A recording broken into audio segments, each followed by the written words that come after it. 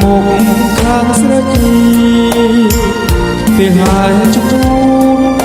បមកខាងស្រេចភ្ញៀវមកចាំក្រៃ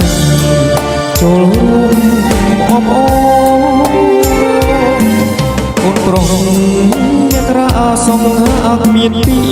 ជួបទឹកនេះស្រងស្រីគុណភី26គុំភៈស្មងស្មាក់នឹង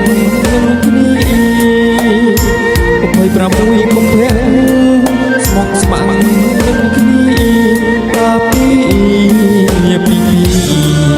ញៀវច្រើនក៏2023ស្រងស្រីនួនល្អពីគមកគោរពស្វាគមន៍មុខវត្តធំខ្ញុំសានសប្មាជីមុខវត្តធំខ្ញុំសានសប្មាជីមិនខ្លាច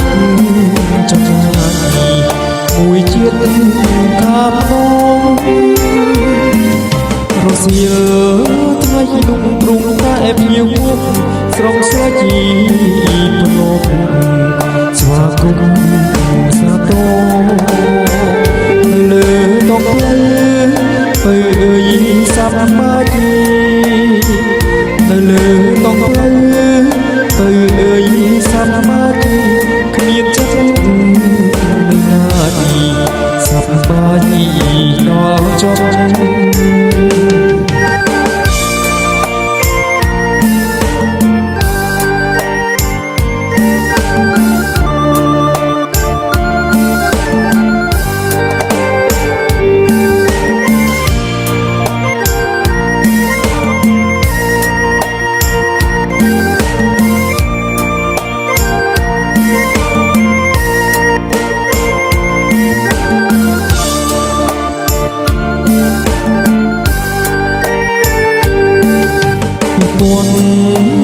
23ស្រងស្រីនួនល្អ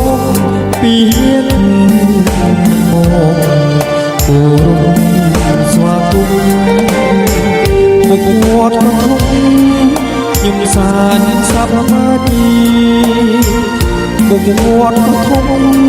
ខ្ញុំសានសប្មាជីមិនខ្លាចចំណាយមួយជាតិកាបរសៀលថ្ងៃนุ่งព្រុងតែភ្ញៀវមកស្រងស្រាជីភ្នំស្វាគមន៍សាទរ